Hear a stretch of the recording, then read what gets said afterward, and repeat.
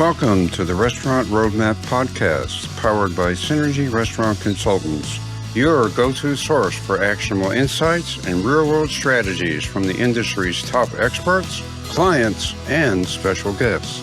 Whether you're building a new concept or refining an existing one, we're here to help you create a forward-thinking, sustainable brand, elevate guest experience, streamline operations, and maximize your bottom line. With decades of hands-on experience, our mission is simple: to deliver practical, proven solutions to the everyday challenges restaurant operators face. Let's dive in and get to work.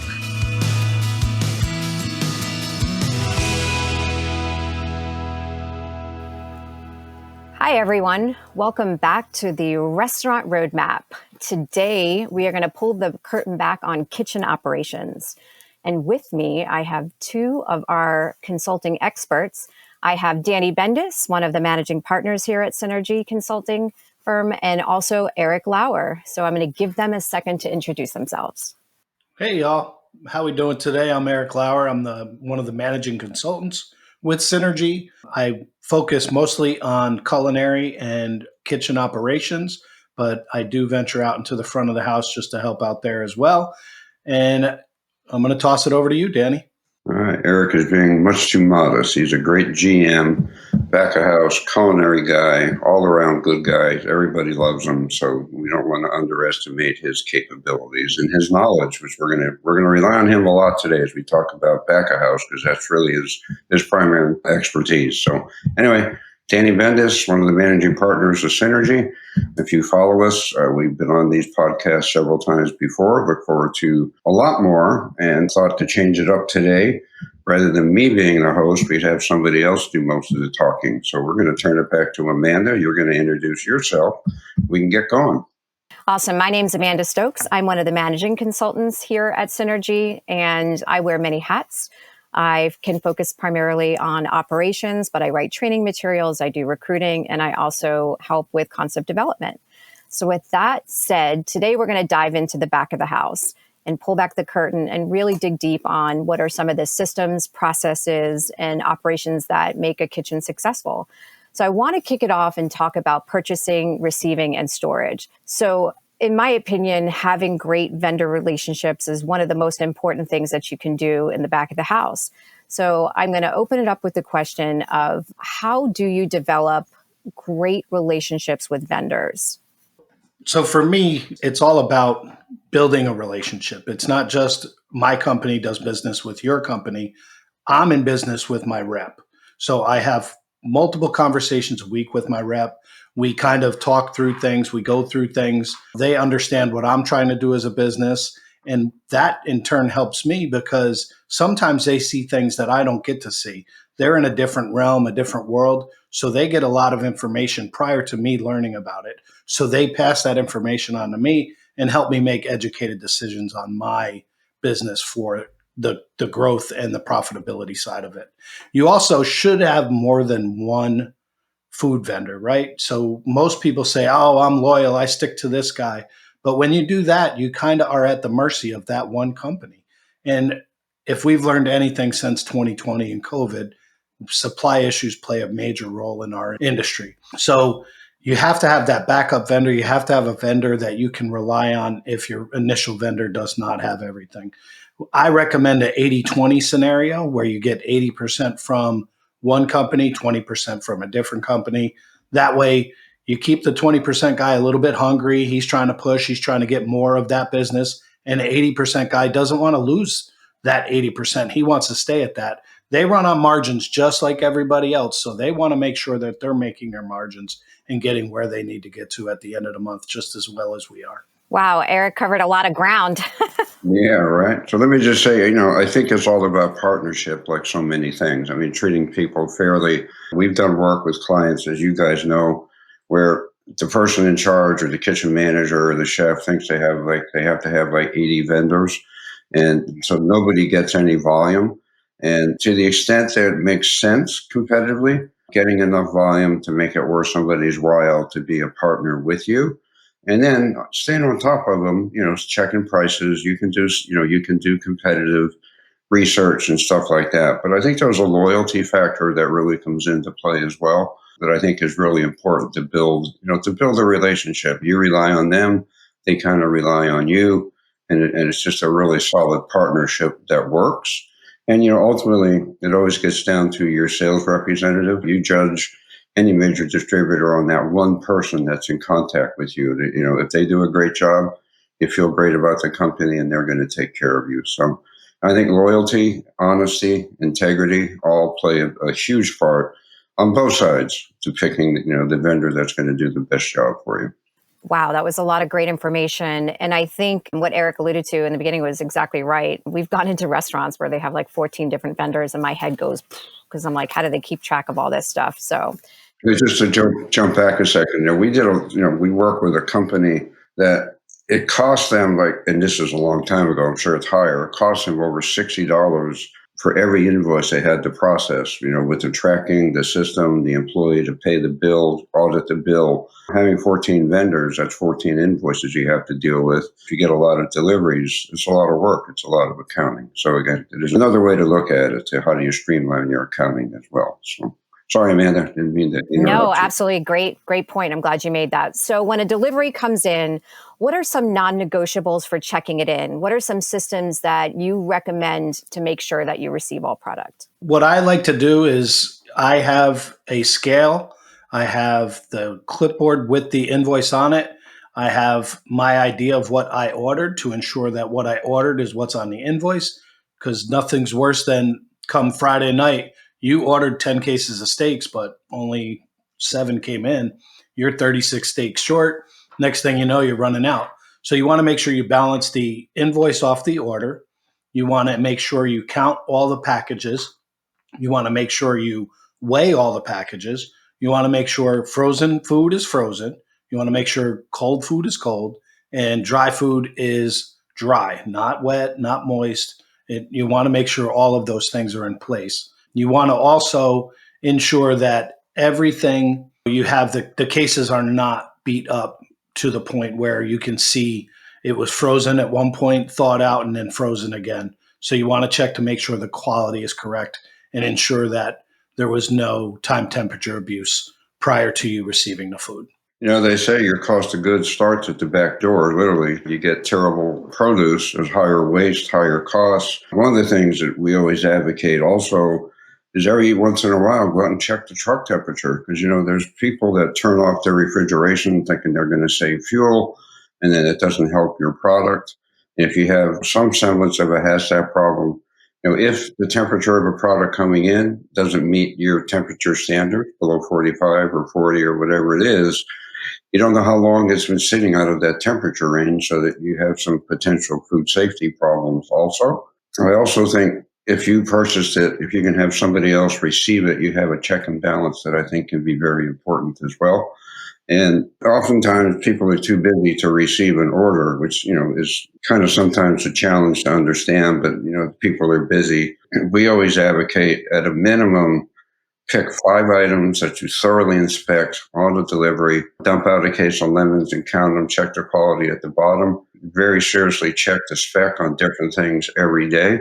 Record it on your invoice, make sure you track it, and just keep your vendors honest. I worked for a restaurant many years ago. The driver knew that nobody checked in the order, so all the stuff that he didn't want his other people to get came to our back door.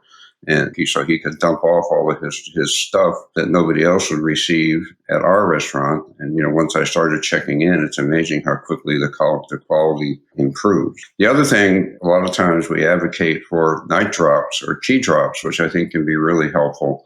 And even though you get it, you still got to receive it and check it and make sure. Again, there's where the relationship is critical, is even though you got it, any good vendor, if you have a problem, they're going to take care of it for you, even though you weren't there to receive it and sign for it, at the time that it came in. So Let me add on to that, Danny. There's so many vendors now that have great ways to fix that night drop, key drop situation where something was wrong. There's a lot of vendors. US Foods is one, where in the app, they give you an app. You can take a picture of the product. You can send it right to them. They credit it right from there. It's just an amazing system now. These food companies are moving forward in such an efficient manner that they don't want to see those types of things impact the guest experience, which the restaurant is the guest, and the quality of their food. They want to make sure that they have a great reputation out there just as much as the restaurants want that as well. So that's a big, big thing. I'm glad you brought that up. Very important stuff. And the only thing I would add to that is our vendors are also our guests.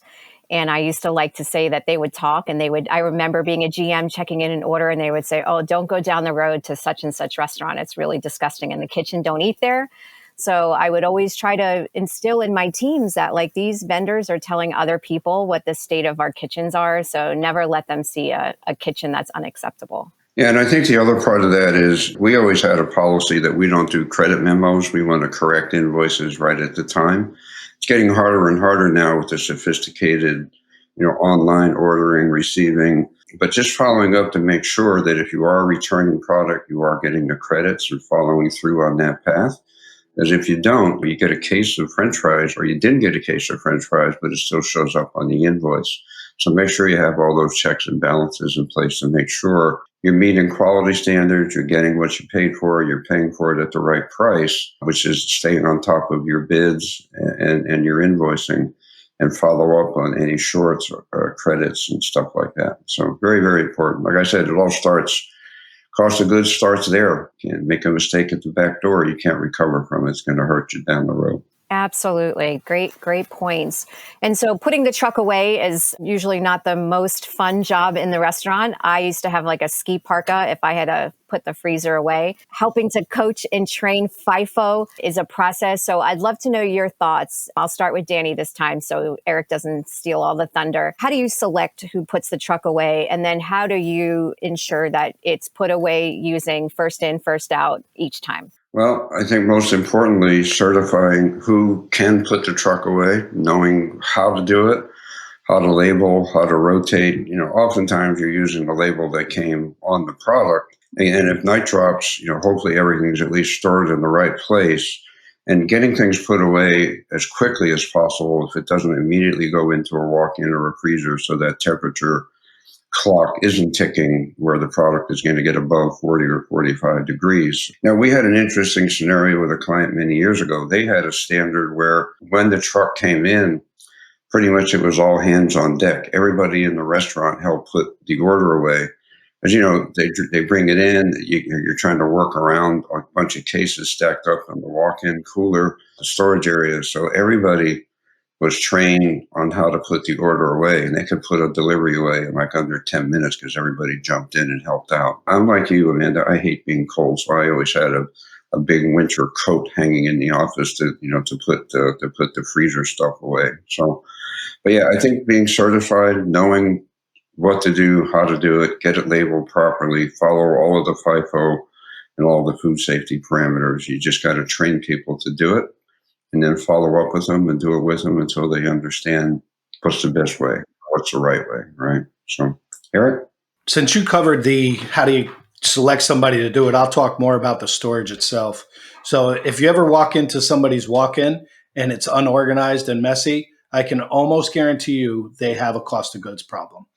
Unorganized, messy walk-ins lead to over-ordering, spoilage, quality issues. There's just so many things that happen when you don't get your truck put away correctly. Now, if you do get it put away correctly and everything's in its place, you hit it to a T, the next time you do that order, everything is right there. You can count correctly. You make sure you're hitting your pars. You make sure you get exactly what you need. When it's not put away correctly, there's 2 cases of buttermilk over here, 1 case over there. You don't know what you got. So you're just flying blind. So it's super important that the person who puts your truck away puts it away correctly every single time and puts it away consistently every single time. If buttermilk goes here, buttermilk goes here. I don't need to see buttermilk here, there, and everywhere. We need a consistent spot for it so when we do the order, it's done correctly. And your order guide should be set up on sheet to shelf. So everything should be in the same spot every week. It helps with inventory. It helps with ordering. It helps with receiving. It helps with storage. It helps all kinds of efficiencies with your prep person and your line guys too, right? So when your prep person goes in and he's searching all over the place for buttermilk, he can't make all the ingredients correct. So it takes time and it costs you money in the labor downstream. So do it right initially, do it correctly, get yourself set up for success, and then move forward from there. Yeah, it's a real time waster when you got to run around trying to figure out where stuff is. But I think the other thing that we both miss, I want to make sure we touch on, is before the delivery comes in, getting ready for the delivery, meaning make sure the cooler, dry storage is organized. You break down partial cases where you can. You just get things ready to go. You clean. You do whatever you need to do to make sure you're just ready to rock and roll when that truck shows up. Very important. The reason I missed that, Danny, is because when I was in operations, every night somebody went in to walk in and did that. They made sure every night there was reset the cooler, reset, make sure everything's good. You're breaking down those partial cases, you're pulling everything to the front. We want to make sure that every night that happened. So when you hit the ground in the morning, you can take off running. Exactly. Yeah. So just organization is the key to all of this stuff. So I love it. I would imagine that you both ran very tight ships with your walk-in. But I want to go back to something, Eric, you triggered. I'm going to kind of go off some of the questions that I had, but I want to talk about building a freezer and a walk-in efficiently. So when you're building shelves inside a walk-in or a freezer, is there like a methodology that you would recommend to, say, a client that's opening up a new restaurant? How would you approach that? When I build a walk-in, I like to most people put the food 6 inches off the floor because that's the health department's minimum expectation. I like to put it up about 18 inches to 2 feet. That way you can clean underneath, right? You can even store kegs underneath there if that space needs be. Then you set your shelves up. A lot of people put their shelves equidistant apart every time. So it doesn't make sense, right? So if you're putting a third pan on a shelf and it's 6 inches tall, your shelf should be 6 inches tall so you can fit the third pan in there. It gives you exact space. You're utilizing every inch of that walk in because we know walk ins aren't infinite space. You have a finite amount of space there. So you want to take advantage of every inch. Heavy use items should be right by the door. So if you're running into the walk in as a line guy and you're grabbing something consistently, it should be as close to the door as possible. You want your dairy as far away from the door as possible. You want your meats as far away from the door as possible. Prep items as close to the door as possible. So when I build a walk in, I spend a lot of time doing that, making sure we set the shelves up correctly in the beginning, and then we hold people accountable to storage correctly. Yeah, it's what we call maximizing the cube, right? Because you're paying for that whole space to keep it chilled, try to use as much of it as you can. And we always try to, if we can, when we're doing design, get the tallest walk in that we can so that we can put lighter weight things around the top to maximize that space. And then, yeah, good point, Eric, the way you store things and where you store them to manage temperature. But we used to always have what I call a junk shelf that was always close to the door. So if you had partial containers, you wanted to make sure it got used first. They always went on the junk shelf, and that's where everybody went first before they broke open something new, right? So it's a really good topic, Amanda. Glad you brought it up because so many times there's so much wasted space because the shelving is just not right. Yeah, I'm glad we talked about that. And the other thing that I would like to do when I would help building shelves, which is probably one of my least favorite things to do, is what's the most amount of that product you're going to have on the shelf and build it for that. So that to Eric's point about the buttermilk, it's like, oh shoot, it's Friday and we received a bulk buttermilk, but we don't have enough space to store it. So back to when Eric was building the shelves, he's thinking, hey, these are the most amount for the busiest day that I'm going to do, and then build it that way. So it's not as easy as people think to assemble a walk-in. Yeah, right. It requires a little thought and estimating your volume based on your products and then not being afraid to adjust it once you get some history under your belt of how things work. So Absolutely. You should evaluate it every 90 days. yeah, the same thing with dry storage. Same thing applies. Maximize the space. Keep it clean and keep it organized. Keep a rubber mallet in the office, and then you'll be all set. Because those shelves are For the employees or not for the fun. children? I'm not sure. It's a dual purpose use there. The one thing we've learned so far is Amanda hates being in the refrigerator. We've identified that. There's stories about Eric, I'll share really quickly, that he loves the cold and he would do his inventory in shorts. And I just never understood that. Like, that is my least favorite. Like, I want to run in there. And so if if there was too much product in there and it took me too long, I would be really aggravated. I hate going to Costco or going in to buy produce because it's always so cold in there. Living in Florida, going to Costco, that's one of my favorite days of the week. You go in there, you hang out in the produce cooler. Whoo, free AC, baby. Oh my goodness. All right, gentlemen, we're going to shift gears and talk about prep. So, building an accurate prep list is probably one of the most important things that happen in the morning. So I'd love to know your thoughts about building an accurate prep list and maybe talk about some of the steps behind the scenes that go into that prep list. When I build a prep list, I kind of build it around when we receive trucks. So we talked about buttermilk a lot. So ranch has a pretty good shelf life, and you want to build your prep list around your shelf life. So if ranch lasts 3 days, 5 days, whatever your par is, whatever your shelf life is on your product, maximize that, make your branch last until the next end of that shelf life. So it doesn't make sense to make a gallon of ranch every day. Make 3 gallons of ranch, that'll last you 3 days. You're only touching the product once. You get it back in the cooler. It has time to really meld the flavors together, and you get a better quality product, and it's cold all the time. Because we know ranch, when we're making ranch, we take that mayonnaise out of the dry storeroom, we take the buttermilk out of the cooler, and we mix them together. That's not going to be a great product for at least 4 to 6 hours when it gets down to a really good temperature. So we want to make sure that we maximize the shelf lives. It's not just on ranch, right? Pico, any type of those fresh daily items, you want to hit those too. You don't want to have a massive amount left over. You don't want to be making pico that lasts 2 and 3 days, right? It's good for maybe that day and lunch the next day. So hit it, prep it correctly, and go from there. So that's one of my big things when I'm building a prep list. And I also want to make sure that you write your prep list in the way that you want the person to do it. So at the top of your prep list is the first item you want them to do, and so on and so forth down throughout it. And again, maximize that shelf life and utilize every inch of space that we created in the walk-in to store these items. Yeah, and the other thing I know that we advocate a lot is storing in pan ready inserts so that you're not dumping out of buckets and wasting and spilling. So if you're making ranch and it needs to be in a 6 pan on the line, you put it into 6 pans when you store it. And it's just easier to trade pans and keep things organized and keep things clean. So there's a different system that we have advocated depending on the client. Rather than filling out a prep chart every day, we create a prep matrix. So, Eric, you used ranch dressing as an example. So let's say you make ranch dressing twice a week. You decide you're going to make it on Tuesday and Saturday because you get a truck on Tuesday or whatever.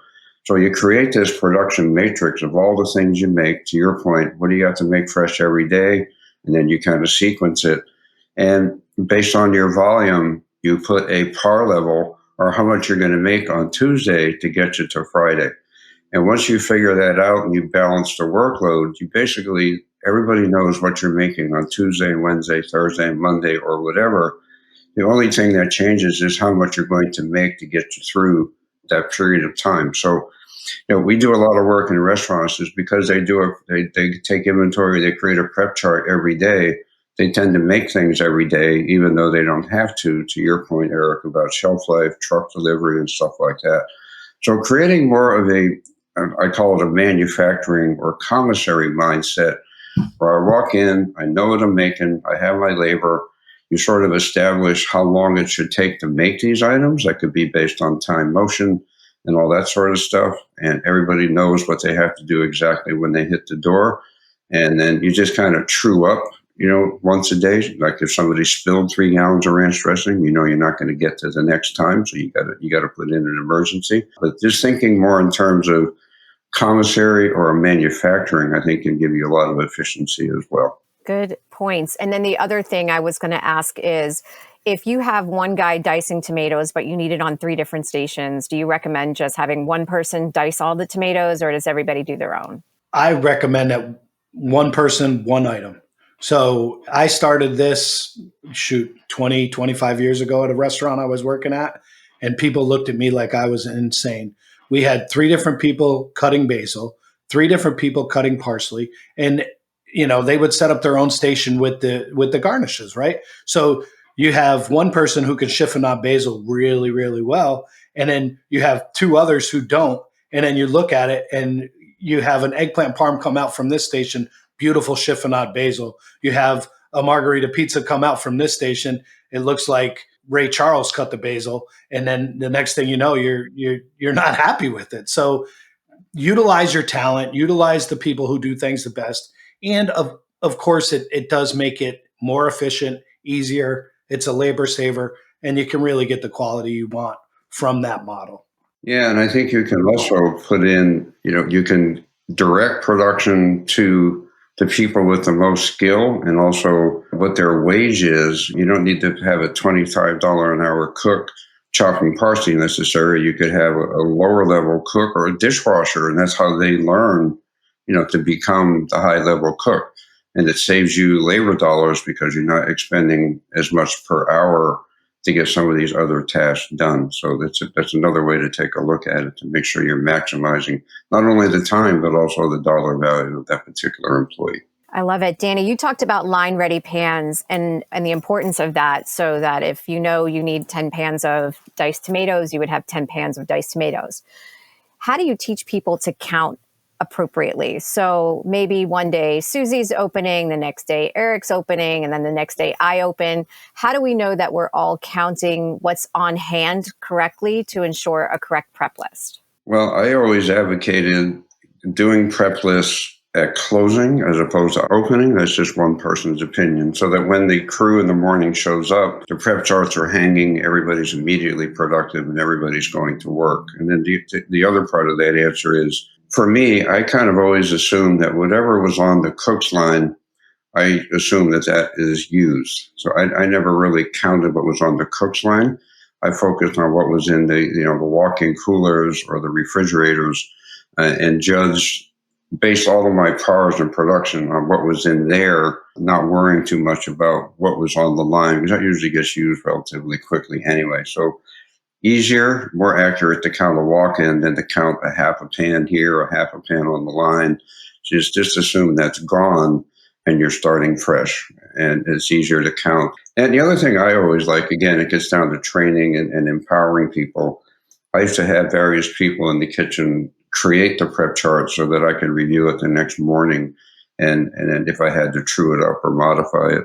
And that was good training for them, again, to progress through the system, to maybe become a shift leader, assistant kitchen manager, sous chef, or whatever it is. But short answer is I never counted the line, so I could just focus on the big areas where I had to produce and base all of my powers on that.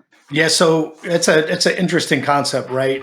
And I worked at a corporate restaurant where every manager had to work different varying shifts. So you would have your service manager, bar manager, host manager, all working an opening and writing a prep list. So what I would do is I would send during a manager meeting, I would send each of them into the walk-in separately, count me the walk-in like you would every morning for prep.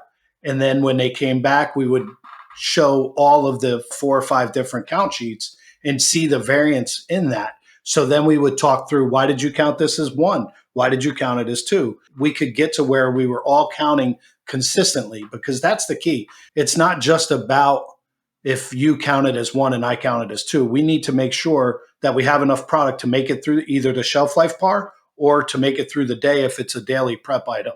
So that was what was important to me, is getting everyone on the same page, everyone counting correctly, and then moving forward so the guest doesn't have a negative experience. Yeah, and I think when you have a prep chart, if you put the unit on the prep chart, so if it is ranch dressing and you're counting it by pans, it's on the prep chart, so everybody knows you're counting pans, so there's no ambiguity. They know how many or how much or how you want it counted.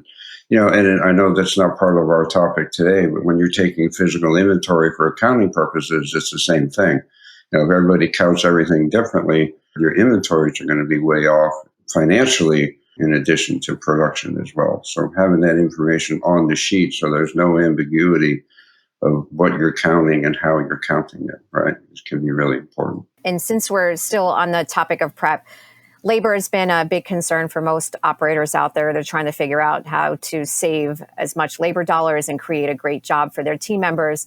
But that being said, prep lists, the prep people kind of work on an island by themselves. How do you maximize efficiency and know exactly how long prep should take, say, on a Monday versus on a Friday? Are there any systems that we could potentially recommend to people? We talked in our leadership about timelines. I only know one way for a prep cook to work, and I'm sure there are others. But for me, you come in, you clock in, you get into uniform, you set up your station with all your tools, a scale, measuring tools, knives, spatulas, whatever that is. So I have my little zone set up. And then ideally the prep chart is ready. I go to the prep chart, or if I've checked in with my manager or chef, and they tell me, hey, we had an emergency last night. We sold more of this than we thought. You got to make this first. Then I just go to work. So I've got my timeline established. I know what I have to make first, the Eric's work based on what's fresh daily. And I know what I have to do if there's an emergency. And I just go to work. And then I think the other big part of it is getting people to think before they walk. We spend a lot of time fetching for ingredients to make something. And you'd be amazed how many seconds or how many minutes of time you spend just walking around. And if storage is organized, if your kitchen's organized, you're not spending 20 minutes walking around to find a whip, which amazingly happens quite often, right? And we actually, many years ago, did a system where we had a cook that sort of pre-set recipes, pre-measured things, sort of like a storeroom clerk kind of a position, or a steward position. So when a high power prep cook came in, they basically just cooked. They didn't get ingredients. They didn't go shopping. There was a cart with what they needed to make Alfredo sauce, either in the cooler or in dry storage, depending. They just went straight to cooking, and you maximize their time and you maximize your equipment. So, you just be working one thing after another in the kettle or on the stove, very, very highly efficient. And again, now you're training a lesser wage employee how to be a prep cook. So they go from being the steward to the actual production. And so there's always succession planning in mind. So eliminating fetching, organization, timelines, all of that stuff makes everybody tremendously more efficient. Anything to add, Eric? Very little. Danny was very concise and hit on most things. What I would always do, though, as a leader, is I would walk the prep kitchen during prep time, and I would count how many items he was making on the day. Then periodically throughout the day, I would go back and I would say, all right, there's 10 left. All right, there's 7 left. All right, there's 4 left. And write the time frame down. So that way you could go back and say there was 10 left at 10 a.m. and you go back at noon and there's 10 left. There's something wrong there. You spent 2 hours. You didn't complete anything. What happened? Right. So you can have those readjustment conversations right then. And it doesn't happen at 3, 4 o'clock in the afternoon when that person should be clocking out. And then, now we're getting 2, 3 hours of overtime, and it's really impacting the end of the week. You have to manage that labor line in a different way. So I always like to make sure that I was sitting upon that throughout the day, every day, to ensure we were getting the most efficient use of the prep cook throughout the day. I also like to use what Danny spoke of earlier. Maybe the dishwasher has his own prep list too, right? And he's taking care of bulk work items that the high paid prep cook should not be working on, diced tomatoes, stuff like that, stuff that's not super difficult to do. And it doesn't take a lot of talent or skill. So, and then we're teaching this person, we're beginning the knife skills. We're beginning the ability to fill a pan to the right spot and make sure we know, and telling them to taste the recipes when they're done. So we get the basics in there, and then the succession plan takes over from there. Yeah, and I think the other thing to add, which is really important, is you can also assign time per batch of product. Like if you did a little basic time and motion, we did work for a pretty large restaurant chain many years ago where for every item that was made, there was a time assigned. So if I had to prep 15 scampi boats, I had this amount of time to do it. And so there was a labor expectation, which then tied to your scheduling and your staffing. And if that could not be accomplished legitimately, then there was either training or, hey, how can we do this faster? Or maybe that person just isn't suited to that type of work. So attaching some time value to everything that you produce can really help you manage your labor, manage your schedule, and hold people accountable for getting stuff done when they need to get it done. So it can really be a valuable add. Just to add on real quickly to that, when when I've had that issue where the prep guy wasn't being as productive as I wanted him to be, and then I came to him and I sat him down out in the dining room. Nobody was around. I said, "Hey, you're not as productive as you need to be. I'm either going to have to move you to the line and you're going to have to work varying shifts, or we're going to have to figure out a way to get you more productive and get through these recipes quicker." You'd be amazed how many prep cooks are terrified of the line. And if you go and say, "Hey, you're going to have to go to the line," because now everything's time bound, right? It takes 3 minutes to cook those tenders. If you're not hitting it, I know exactly right then and there, there's a different level of expectation. So they will learn a way to get faster, to get the stuff done so they don't have to go to the line and they are more in tune with what you need them to do at that point. Yeah, and there's also, you've all had experiences where no matter how many batches of whatever it is you're making, has to prep, it always takes the same amount of time, right? So work fills time allotted, right?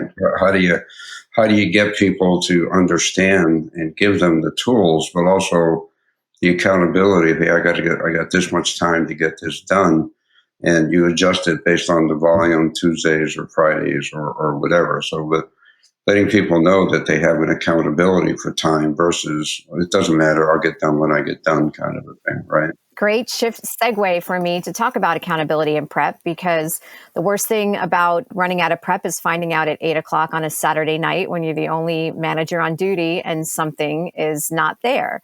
So what are some ways that in your past or with clients that we've worked with, systems that you've recommended for validating that all prep was completed? I always like to do during the PM line check. My PM line check starts in the walk in, and I'm going through and I'm counting up everything that's in the walk in before I even hit the line. I want to make sure I have enough to get through that night.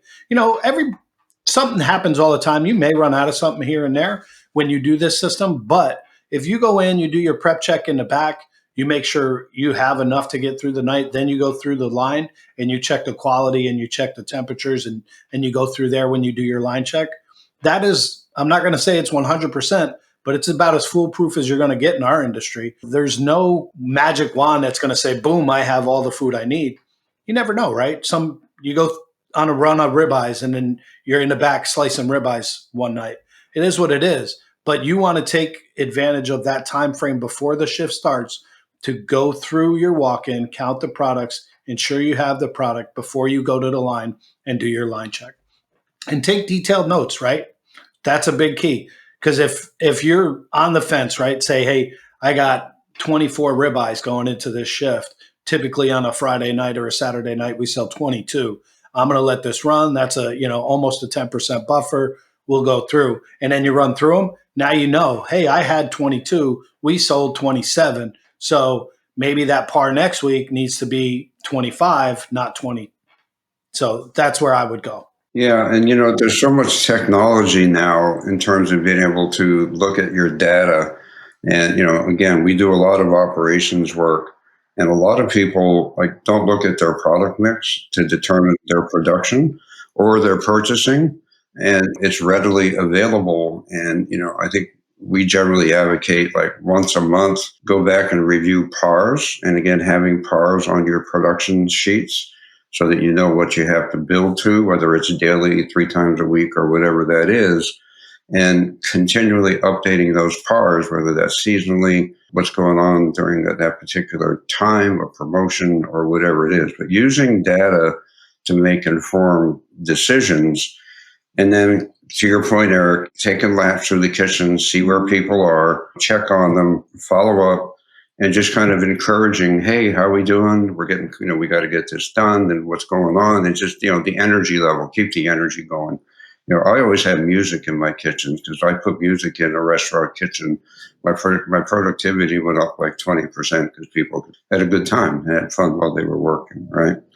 And then lastly, I think it's important to always make sure you check people out before you leave to make sure everything you thought was supposed to get done actually got done.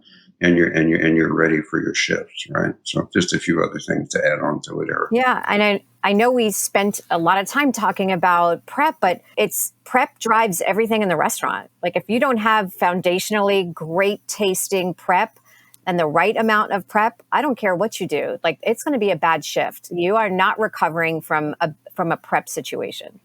That's a great point. I don't know who said it, but food doesn't magically taste better just because it moved to the line, right?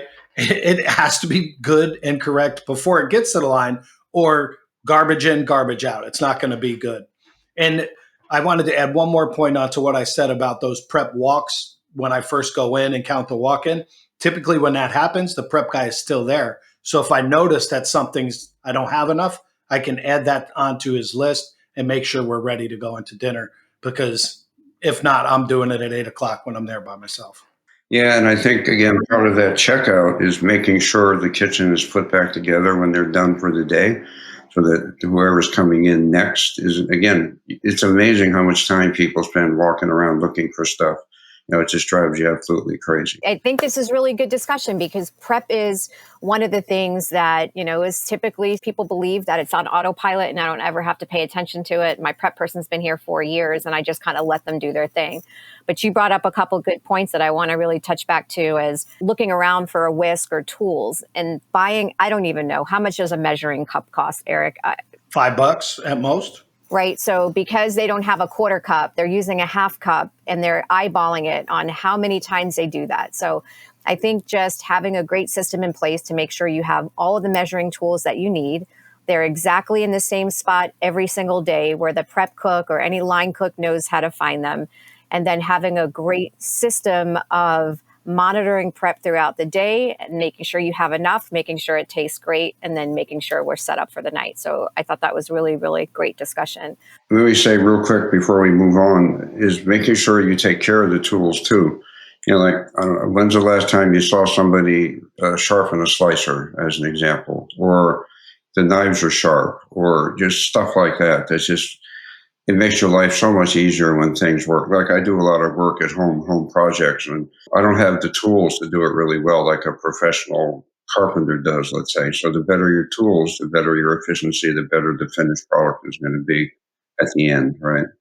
So that's why I hire maintenance people, right? So There's a dollar value associated with aggravation, Danny, and sometimes it's better to just pay somebody to do it.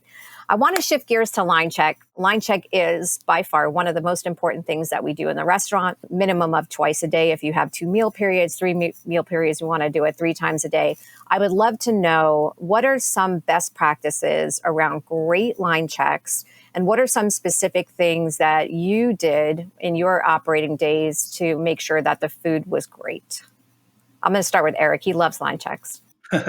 So the biggest key to line checks is never let your guest be the one who does the line check, right?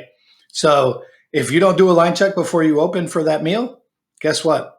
They're tasting whatever it is first. They're tasting the ranch. They're tasting the guacamole, whatever it is. They're the ones tasting it before you because you didn't have the time to do a line check.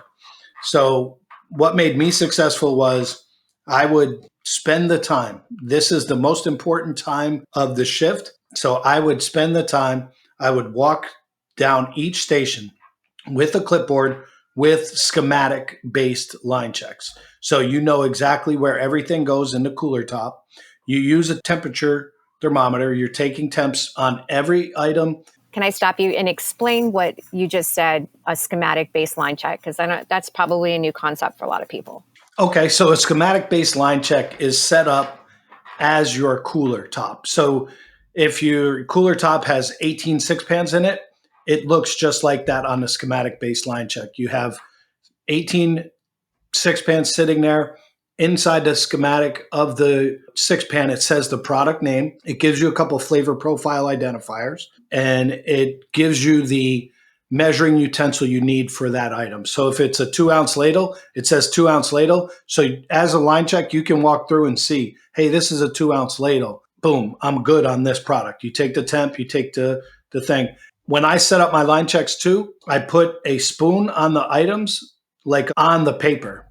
So it's like an image of a spoon. So they know to taste that product. If I need you to take a temperature, there's a thermometer image on there. So I know I need to take the temperature of that product. Then those product quality identifiers are on there so they know when they taste them, hey, this is supposed to have a creamy, buttery finish. It doesn't have that. This product isn't correct. I'm going to pull it off the line and we're going to go from there. I also like to count quantity, making sure that everything's set up. And I know we just talked about measuring utensils and all of that stuff. For me, and the time waster that comes from looking for it, for me, I like to wrap a colored electrical tape around each piece of measuring utensil for a line station. So if you have 3 stations, you have blue, red, orange, right? So then they go back in a bucket. All my blue tools go in my blue bucket. All my red tools go in my red bucket. Orange tools in the orange bucket. And they get brought back to the line before they leave at nighttime. You're responsible for your tools. We call it close to open. It helps everyone hit the ground running in the morning time and nobody's running around. I've had cooks quit because they couldn't find a spatula to work the grill. I'm not lying. They would spend 10 minutes and then they just take off their apron and they say, you know what, it's not worth it. I'm out. Right. So think about the frustrating part of having to find everything. So this system is part of your line check system. You know it's in there. Those are the keys to line check for me. Schematic based, temperature on the temperature ones, spoons on the ones I want you to taste, and then you're checking the utensils. Every bit of information is right there on the paper, so you know exactly what you're doing. Yeah, so if you think about it, the line check starts at the back door, right? So you make sure the product is right. Somebody checked the product at the back door. Whoever made the product hopefully tasted the product and it worked. There are some places where every prep item the manager or the chef tastes to make sure it's right before it goes into storage. So there's another part of a line check. And then hopefully the kitchen staff, the line cooks are trained to know what it tastes like and looks like. So they're doing it as they're setting up. So in theory, before you as a manager even go on the line to do a line check, everything should be picture perfect, right? And then if it's not, you make the employee fix it so they understand what's wrong, how to fix it, so that next time they'll know and it won't happen. And then it's hard if you just follow those steps. It's hard for a product that's not right to get to the guest, right? In addition to an expediter that should see the product hopefully before the server gets it. Then the server looks at it before the guest gets it. There's like 8 checkpoints there to make sure that a product that's not right never gets out of the kitchen and gets to the guest where they are doing a line check, to your point. So the other point about line checks to me is I always emphasize it's also a setup tool. You look at fetching and how much time people spend. Oh, I got to dice tomatoes. So I run to the cooler, I get tomatoes, and I come back and I dice tomatoes. Then I got to do green onions. And you spend a lot of time running around as opposed to using a line check as a setup tool, a fetching tool to maximize the efficiency, and in addition to the quality of the product that ultimately that's going to come out of the kitchen. So it's very multi-use. And we also advocate using it after a shift to reset your station to make sure you're good to go. So it's a great checklist tool in addition to a quality tool. Is there a set amount of time that you guys think it should take to complete a line check? I think it depends on the concept. It depends on the station. It depends on the menu. More complex, more component menus are going to need a longer time for a line check. A hot dog stand, a line check is not going to take as long. So it varies dependent on the kitchen and the menu. Once you dial that in, you just like anything else, you should hold whoever's doing the line check accountable to the time that you set forth for the line check to take place. Yeah, I mean, I found that the better you trained your team, the easier the line check was, to a point where when I did line checks, when I worked in operations for a company, the main reason why I did line checks was just to keep everybody honest, because 99% of the time the food was already right before I got there. So, you can, if you don't train and you don't follow up and you don't coach constantly, line checks take longer because there's more stuff that's wrong, quite honestly. So the better you train your team, the easier a line check is. I think we really touched on some incredibly important things that happen in the back of the house. So when you think about your relationship with your vendors, having great receiving and storage practices, having great systems to hold your prep cook accountable, having a system of developing your team members in the back of the house to move from dish to prep and having those great systems in place, and then great line checks. I think those are incredibly important things. And I'm glad we were able to kind of dig deep into that. Before I kind of wrap things up, we're almost at time. Anything on any of those topics that you think we missed or that we should let the audience know? I'll go first. So when I'm in the kitchen, I look at everything through the lens of what I call the product life cycle. So it starts with inventory. A great inventory leads to the ability to make a great food order, which leads to the receiving of that food order, and then the storage of that food order, and then on to prep. So as we touched along all of those things, it moves from prep to production, and then finally to the delivery of the finished product to the guest in the dining room. So you follow each of those items down the path, and you're going to get to a great product going to your guest. So if you break it down for each person that's involved in those settings, it makes it so much easier for everybody, because it's a big pill to swallow. But if you break it down into small chunks and give everybody responsibility, it makes it much, much easier. Yeah, and I think we advocate a lot for process over people. We do a lot of work where you say, hey, you guys have a prep chart.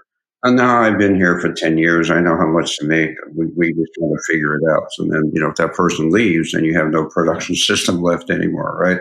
So if you have good systems, good processes, you train them, and you hold people accountable, and you constantly follow up with your team to make them better, the system will help you get there a lot quicker than solely relying on people to know, in their head what they're supposed to do, what it's supposed to taste like. And the other thing we didn't touch on in terms of production to this point is making sure that people follow recipes. They have the recipe open in front of them when they're producing something in the prep kitchen, and they're not just making it off the top of their head because they made it 50 times. Because the 49th time, they may say, well, I think it's a teaspoon, but maybe it's not. And then the recipe's not right anymore. So just, again, systems, process, coaching, training, accountability. It all gets you to the end point of great food, great service. I'm glad you touched on the recipes. That is an important thing. I think sometimes when cooks have been in place, prep cooks, 4 or 5 years, and they've made it 1,000 times, it's much harder to get them to keep that book open, but I think it's a critical step. So that wraps up today's episode of the Restaurant Roadmap. I want to thank my guests, Eric Lauer and Danny Bendis, for sharing their insights and experience. I think we learned a lot today. We learned that great kitchens run on systems, but thrive on people. If you liked what you heard today, you can follow us at The Restaurant Roadmap. We're all powered by Synergy Restaurant Consultants. If you have a great topic that you'd like us to talk about, feel free to let us know, and we would be happy to put that on one of our episodes. So until next time, we'll see you out in the restaurants. Have a great day. Thank you, guys. Thanks for tuning in. We hope today's episode gave you valuable insights you can put into action. If you have questions, want more info on today's topic, or need support with your restaurant-specific challenges, we'd love to hear from you. Reach out anytime at info@restaurantroadmap.com and visit synergyrestaurantconsultants.com to explore our services, sign up for our newsletter, and catch up on past episodes. Don't forget to follow and subscribe on YouTube, Spotify, Apple Podcasts, LinkedIn, Instagram, TikTok, and Facebook, so you never miss what's next. Do you have feedback or a topic you'd like us to cover? Contact us. We're here to help make the world a better place to eat.